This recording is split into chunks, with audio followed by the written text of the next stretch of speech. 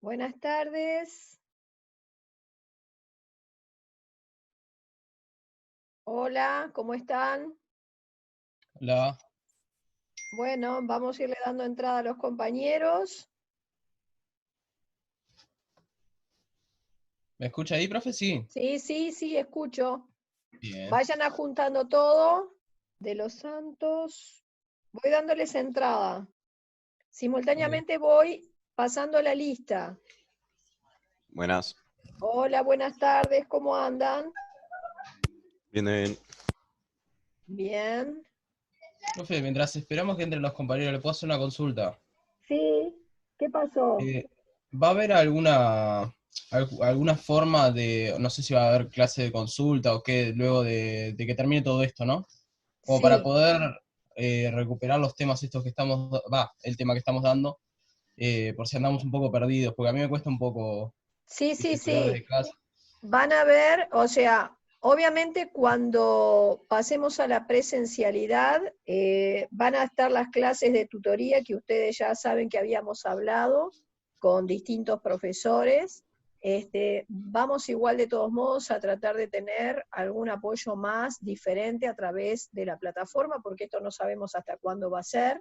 Si vamos con la modalidad de la facultad ya planteó que el primer semestre va a ser todo en modalidad virtual. Probablemente no seamos muy distintos a eso. O sea que nosotros tenemos que ver la manera de ir llevando este primer semestre de esta manera, con algunas otras estrategias que vamos a ir incorporando de a poco. Van a ver que vamos a tratar de trabajar un poco más con la plataforma CREA, aunque la plataforma CREA en realidad no está funcionando muy bien, por eso todavía hay cosas que no estamos utilizando de la plataforma, como pueden ser los cuestionarios y otro tipo de actividad que puedan subir tarea por ahí.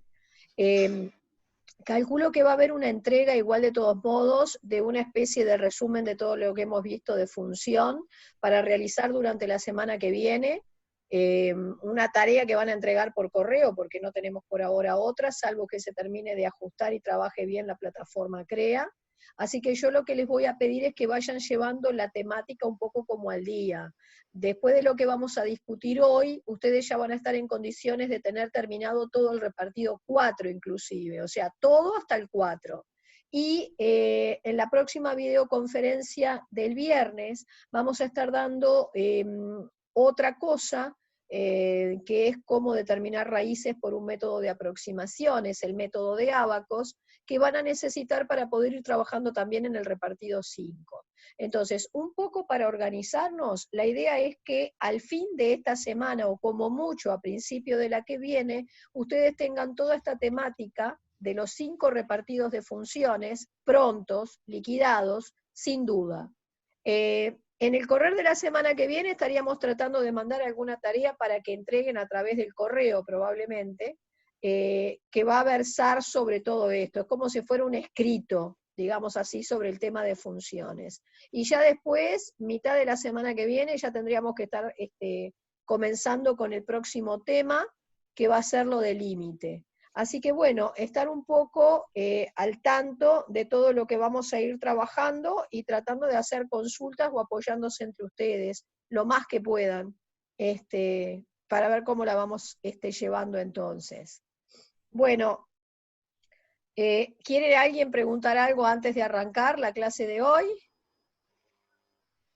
Esperen que le tengo que dar entrada a alguien más. Michael Freire, entraste, ¿verdad? Está medio lento.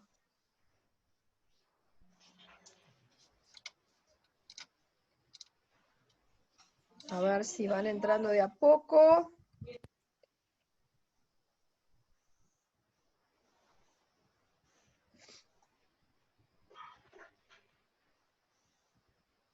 Bien, vayan haciendo todos los ajustes y vamos entonces a alargar compartiendo pantalla, porque si no, no nos va a dar el tiempo. Freire, ¿conseguiste entrar? Te tengo ahí como en suspenso, en stand-by. Bueno, vamos a compartir pantalla y vamos a empezar entonces a discutir la temática de hoy. Hoy vamos a trabajar con, digamos, una especie de repaso o revisión, afianzamiento, si quieren, de lo que es el concepto de dominio de una función. Van a ver que vamos a ver también recorrido y raíces, y luego algo más como para redondear el concepto de función inversa. Bien, vamos a empezar por, entonces, revisar el concepto de dominio. Nosotros ya habíamos hablado de que el dominio de una función viene dado por el conjunto de valores de la variable independiente, generalmente x, para los cuales la función existe. Y habíamos hablado de que las funciones que presentan problemas de existencia son de tres tipos. Por un lado teníamos las que tienen un denominador en algún lugar, no necesariamente un denominador de toda la expresión, podría ser un denominador en un exponente o adentro de un logaritmo. Luego las que me dan problema también son las que tienen un logaritmo en algún lugar. ¿Por qué? Porque para que un logaritmo exista, tú tenías que cumplir ciertos requisitos. Y luego las que tienen una raíz de orden par. Cuando me refiero a una raíz de orden par, hablo de que pueda ser una raíz cuadrada, cuarta, sexta y más. ¿Por qué tienen problemas estas funciones? Verón adentro. Freire, ¿entraste? Ahí va. Bien. Estamos todos, ¿no? Bueno, ¿por qué tienen problemas de existencia estas funciones con raíces de orden par? Porque para que una raíz de orden par exista, vas a necesitar que la cantidad subradical sea mayor o igual que 0. ¿Tá? O sea, lo que está dentro del símbolo de raíz tiene que ser mayor o igual que 0 para que esa raíz exista.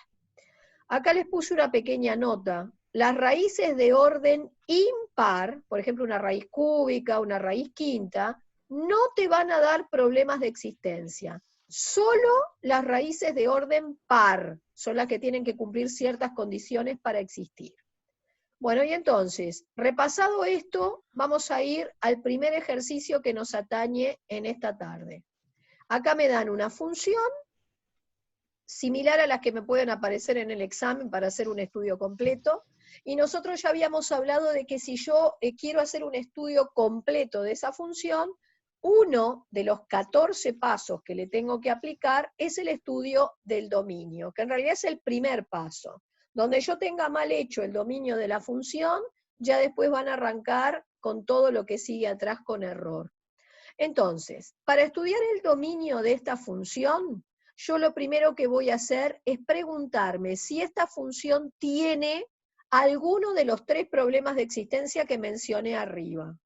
Recuerden que si una función no tuviera ninguno de los tres problemas, su dominio son todos los reales y se acabó.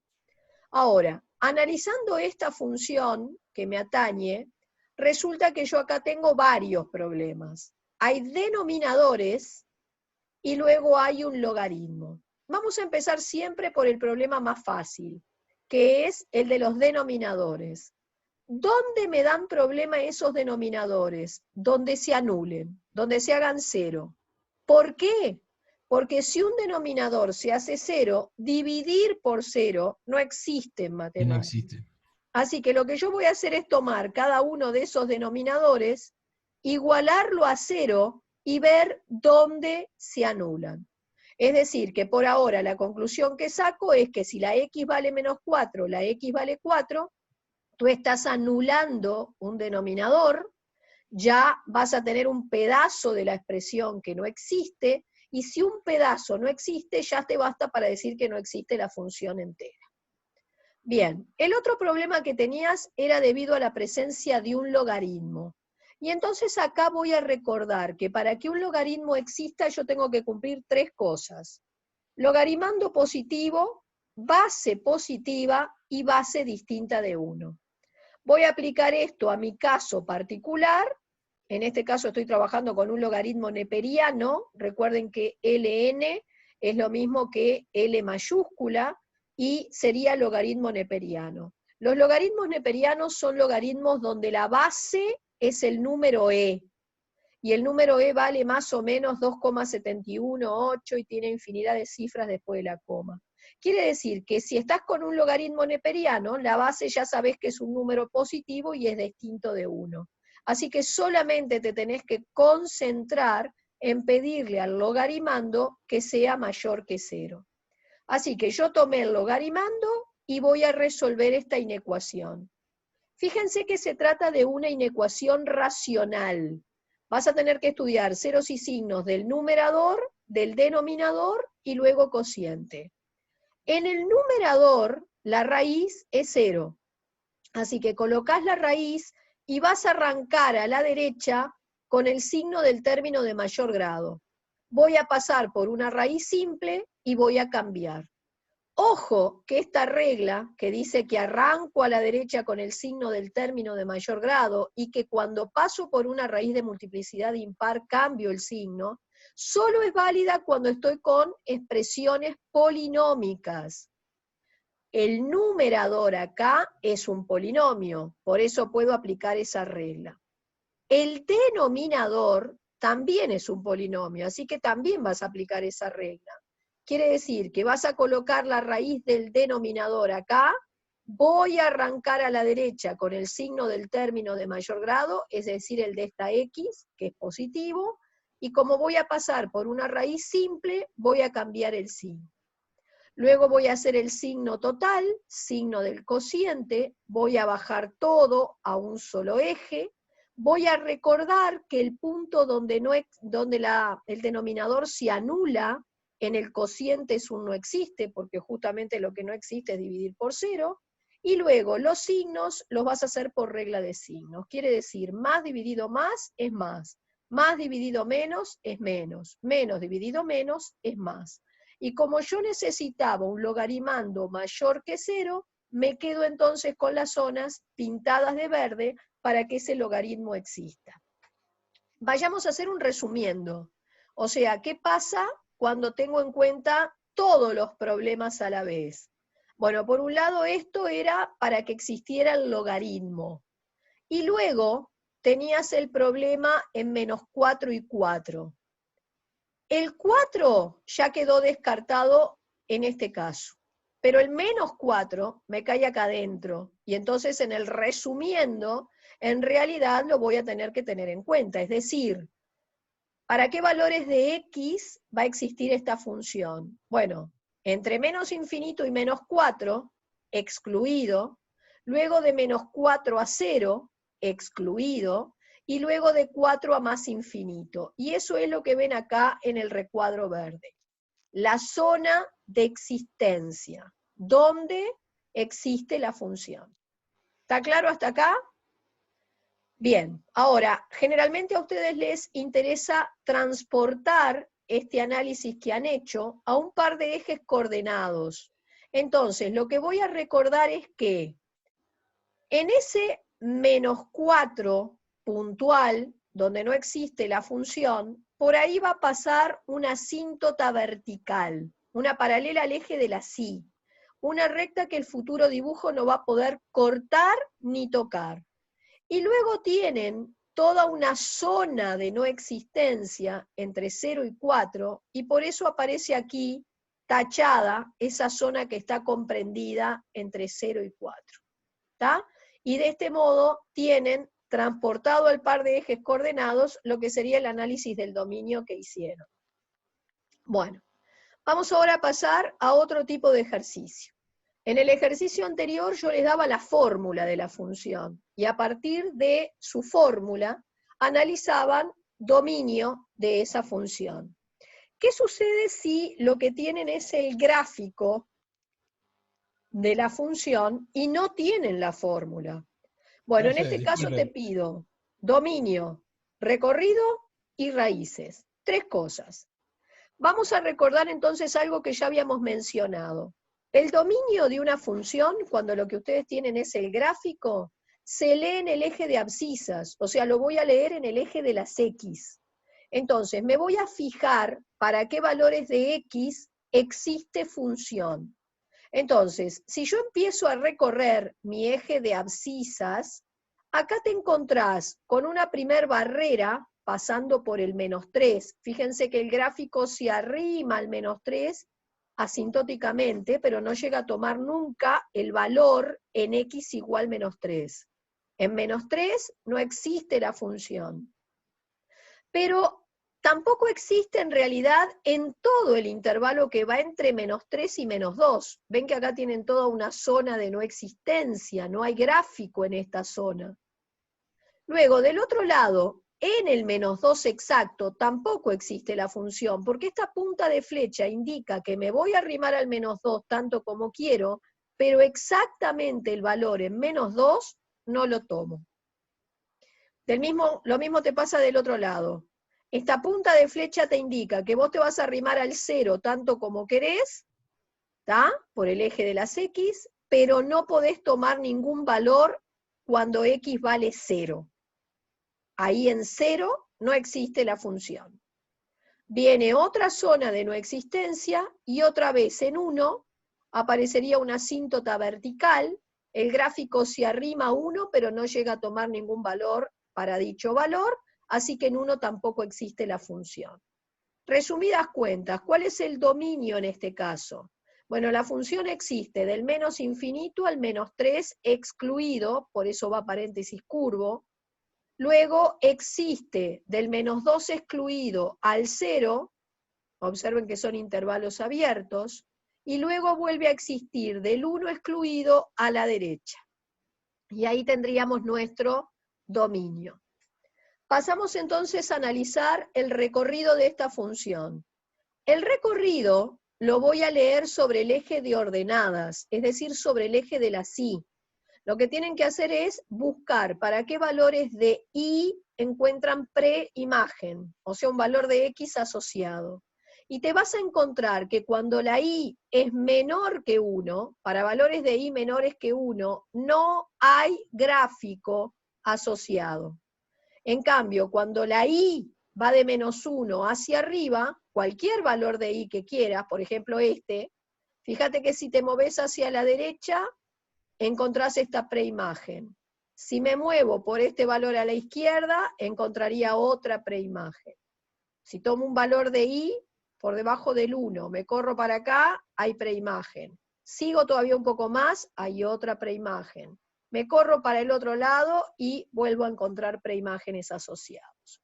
Así que en realidad el recorrido sería del -1 incluido, para un valor de Y -1 tenés preimagen, del -1 incluido hacia el más infinito. Y eso lo tengo anotado acá. ¿Está? -1 incluido, por eso es intervalo cerrado. Y lo último que te pedía la letra del ejercicio es si la función tenía raíces. Lo único que tienen que hacer acá es recordar que las raíces de una gráfica vienen dadas por los puntos de corte del gráfico con el eje de las X. Entonces observen que ustedes tendrían en este caso dos raíces. Una aquí, a la derecha del 1, y otra un poco más lejos de él, que sería esta otra. Acá en -2 no hay raíz, porque hay punta de flecha. Me arrimo tanto como quiero a ese valor, pero en realidad no llego a tomar nunca ese valor. Así que solo dos raíces, que son esta y esta que está acá. Bueno, vamos a analizar otra gráfica para que esto quede bien asentado. Otra gráfica y quieren dominio, recorrido y raíces. Dominio, voy a leer el eje de las X. Me voy a preguntar para qué valores de X tengo función. Y el primer punto sospechoso es X igual -2. Pero si ustedes observan con atención, cuando la X vale -2, este punto que está acá te está indicando que la función toma el valor 2. O sea que en realidad en -2 la función está definida. En X igual -2 la función existe. Sin embargo, cuando la X es 0, acá hay una asíntota vertical, una recta a la que el dibujo tiende a pegarse por los dos lados, pero no llega a tocarlo ni cortarlo nunca. Entonces acá hay un primer punto de no existencia, que sería cuando la x vale 0.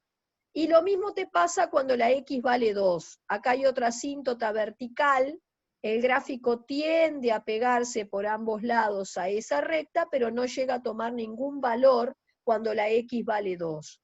Por lo tanto, el dominio, una manera de anotarlo, sería todos los reales excepto 0 y 2. ¿Dónde leíamos el recorrido? Disculpe. El recorrido lo leíamos sobre el eje de la Y. Entonces te vas a preguntar, ¿para qué valores de Y encuentro función? Y en realidad vas a empezar a recorrer todo el eje de la Y y te vas a encontrar que para todos los valores de Y encontrás una preimagen asociada. Por lo tanto, el recorrido son todos los reales. ¿Y cuáles son las raíces? Las raíces eran los cortes del gráfico con el eje de las X, así que tenés uno en 3 medios y otra en 3. Esas son las dos raíces que tiene tu función. ¿Entendieron hasta acá? Profe. Sí. Tengo una duda. En el ejercicio anterior, ¿cuáles eran las raíces? Porque no llego a ver bien. Acá, las raíces son los cortes del gráfico con el eje de las X. No, la pregunta no tienen raíces. No, disculpa, pensé que había mostrado las raíces justas, no, sí tenía raíces. ¿Entendemos? Sí. Bien. ¿Alguna otra pregunta que quieran hacer? ¿Quién es Gwen que entró? Porque tengo que registrar la asistencia y no tengo el nombre.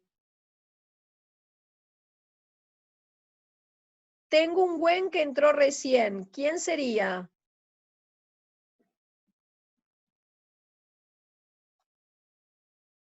Bueno, después me escriben entonces en el chat porque tengo sin registrar para poder pasar la lista. Bueno, vayamos ahora a explicar el ejercicio 4 justamente del repartido 4, donde se les da una función y me piden justificar la existencia de la inversa, determinar la inversa analíticamente y por último chequear que no te equivocaste con alguno de los caminos que conoces, en este caso con las ecuaciones de cancelación. Bueno, muy bien. ¿Cómo justifico que existe la inversa de esta función? Puedo hacerlo de varios modos, de varios caminos, pero había uno que establecía que si yo justifico que la función es inyectiva o 1 a 1, entonces, en definitiva, voy a poder decir que existe la inversa de esa función. Había a su vez una regla, la regla de la recta horizontal, que me permitía testear si la función era inyectiva o 1 a 1. Y por ende necesito el gráfico de esta función para poder aplicar la regla de la recta horizontal. Así que voy a ir primero a buscar la representación gráfica de esta función. Vamos a recordar algunas cosas que trabajamos el año pasado. Fíjense que esta función es un cociente de polinomios de primer grado, por lo tanto es lo que yo llamaba una función racional homográfica. La fórmula general de esas funciones era esta. Entonces ustedes van a empezar por identificar esta función que se les dio con el modelo genérico. Van a empezar por determinar a quién tienen en el lugar de la A, de la B, de la C y de la D. A es lo que multiplica la X arriba, así que acá es un 5, B es el término independiente, o sea, D 10, C es lo que multiplica la X abajo, no hay nada, habría un 1, y el D es el menos 3. Hecho esto, hasta acá, vamos a empezar a ver cuáles eran los pasos a seguir para conseguir el bosquejo de esta función. Y lo primero que ustedes tenían que hacer era estudiar su dominio. Fíjense que esta función tiene un problema de existencia porque tiene un denominador que depende de la incógnita. ¿Dónde les da problema? Donde ese denominador se anule. O sea que te da problemas en 3. Por eso el dominio son todos los reales excepto el 3. Y esto ya les permitía ir a un par de ejes coordenados y por 3 trazar una recta paralela al eje de las Y que después el futuro dibujo no iba a cortar ni tocar. Determinábamos luego la raíz. siempre venía dado por el valor de x que anulaba tu numerador. Por eso tomaste el numerador y te fijaste dónde se anulaba. En este caso se anulaba en -2. ¿Está? Vamos al signo, signo del numerador, signo del denominador, signo del cociente. Recuerden que por donde estaba la raíz iría un punteado y un marcado fuerte de ese valor, por ahí va a atravesar el gráfico al eje de las X. Por donde no existe, voy a tener lo que yo llamaba una asíntota vertical, y luego además este estudio de signo me dice que del 3 a la derecha el signo es positivo, por lo tanto del 3 a la derecha el dibujo está por arriba del eje, yo tacho lo contrario. Entre -2 y 3 el signo es negativo, así que hay un dibujo por abajo, tacho lo contrario. Y del -2 a la izquierda el signo es positivo, dibujo por arriba, tacho lo contrario. Voy a hallar las asíntotas. Teníamos la asíntota vertical, la fórmula era -d sobre c. Recuerden que este menos no quería decir que siempre fueran a poner un número negativo, sino que significaba mi d con signo contrario. Por eso fíjense en que el d de ustedes era -3, y que cuando lo reemplacé aquí puse +3. El c era 1, así que x igual 3, corroboro que es la asíntota vertical que ya habías determinado cuando calculaste el dominio. La asíntota horizontal no la tengo aún, la fórmula es A sobre C, cambié el A y el C por lo que valen, y me dio I igual 5. Entonces, por 5 trazaría la asíntota horizontal. Acá no quedó muy claro, pero las dos asíntotas, la vertical y la horizontal, están en verde. Márquenlas en un color bien dispar. Cosa de que tú visualices que hay una cruz acá, determinada por esas asíntotas, que estaría dividiendo el plano de la hoja en 4 sectores. Cada uno de esos sectores se llamaba cuadrante, y siempre era este el cuadrante 1, y en sentido contrario a las agujas del reloj, iban nombrando los demás cuadrantes, es decir, cuadrante 1, 2, 3, 4. De los 4 cuadrantes, hay uno que no tenía absolutamente ninguna raya. En este caso era el 1. Ahí va a ir una de las ramas de hipérbola, características de esta función homográfica. La otra rama va en el cuadrante diametralmente opuesto. Es decir, que si esta rama va en el cuadrante 1, el cuadrante diametralmente opuesto es el 3, y por eso acá en el cuadrante 3 estás viendo la segunda rama de hipérbola. ¿Está? Fíjense en que el dibujo tiene que ir pegándose a las asíntotas, tanto a la horizontal como a la vertical, y cortando en donde tenías la raíz. Bueno, y acá tenemos nuestra función racional homográfica. Una vez hecho el croquis, voy a usar la regla de la recta horizontal, que establece que si cualquier recta horizontal, como por ejemplo esta rosada que dibujé, corta el gráfico en a lo sumo un punto, ven que acá lo está cortando en un solo lugar, entonces puedo decir que la función es inyectiva o 1 a 1. Y si es inyectiva o 1 a 1, va a tener inversa. Así que es esta una manera de justificar la existencia de la inversa. Ahora, parte B, ¿cómo la determinan? Analíticamente, o sea, ¿cómo hallo la fórmula de la función inversa? Entonces había una especie de tablita que nosotros hacíamos. Arrancábamos poniendo la función original. Segundo paso, cambiábamos el g de x por y. Tercer paso, intercambiaban las x por y, es decir, donde hoy había y pongo x, donde habían x pongo y's. Luego van a despejar de aquí la y, en este caso esto que divide pasa al otro lado multiplicando, y el 1 que estaría acá abajo pasaría multiplicando para allá. Hacen las distributivas, ordenan, es decir, dejan a un mismo lado los términos en y, por eso voy a transponer este para acá y este para allá. Voy a sacar y de factor común entre esos dos términos. Si yo saco la y de acá, dejo la x. Si yo saco la y de acá, dejo el -5. Y para terminar el despeje, este paréntesis que multiplica lo pasaste dividiendo con su signo. Y luego finalmente cambias la i por g a la menos 1 de x, y esta sería la expresión de la función inversa. ¿Cómo verifico que no me equivoqué? Podían hacerlo de dos maneras. Analíticamente, eso es a través de las ecuaciones de cancelación, o gráficamente. Para verificarlo gráficamente tendrías que dibujar esta función sobre el mismo par de ejes coordenados que tenías la g de partida. Si los dos gráficos son espejo uno de otro, es decir, si hay una simetría axial con un eje de simetría que sea la recta y igual x, entonces esas funciones eran una la inversa de la otra. Ahora, nosotros vamos a hacer la verificación a través de las ecuaciones de cancelación. Las ecuaciones de cancelación establecían lo que está acá, que si yo componía la función con su inversa y obtenía la identidad, o la inversa con la función y me daba la identidad, era la manera de asegurarme que no me había equivocado.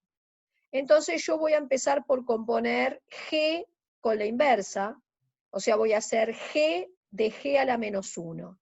Esto quería decir que ibas a ir a la función g, y donde la g tenga una x, pones el g a la menos 1. Eso fue lo que hice. Fui a la función g de partida, a esta, y donde habían x, coloqué g a la menos 1. Por eso están viendo acá esto. Voy a operar, llevé a común denominador arriba, fíjense que esto acá abajo del 10 habría un 1, común denominador entre x menos 5 y 1 es x menos 5. Luego hacían x menos 5 dividido x menos 5, 1, multiplico por 1 lo que está arriba, por eso queda igual, viene un más, y ahora hago x menos 5 dividido 1, x menos 5. Multiplicás por x menos 5 lo que está arriba y te queda como está ahí. También llevas a común denominador abajo, ¿tá? Después esto lo van a recibir, así que van a chequear todo el procedimiento, todo el cuenterío, y van a poder preguntar a través del foro que está en la plataforma, o si quieren a través del correo. Operan y fíjense cómo llegué a la identidad. Voy después a componer en el otro sentido, g a la menos 1 o g, o sea, voy a ir a la función g a la menos 1, y donde g a la menos 1 tenga x, pongo mi g, me conduce a esto, y voy de nuevo a operar, llevando a común denominador. Por acá, fíjense que acá llegan a un cociente de 2 fracciones. Recuerden que dejan la primera fracción como está, y en lugar de dividir, multiplican por la segunda función invertida, dada vuelta, o sea, el x menos 3 para arriba y el 25 para abajo. Ahí cancelan y termina dándote la identidad que buscabas. Por lo que entonces, como cumplí con las ecuaciones de cancelación, puedo afirmar que esta era la función inversa que estábamos buscando. Bueno, ¿tienen alguna duda hasta acá? ¿Alguna pregunta? La verdad, no. No, ninguno. Sigo sin saber quién es Gwen. Sí. ¿Quién?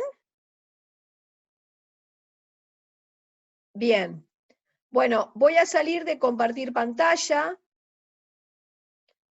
Y entonces, ¿no hay ninguna consulta que quieran hacerme? Por el momento no.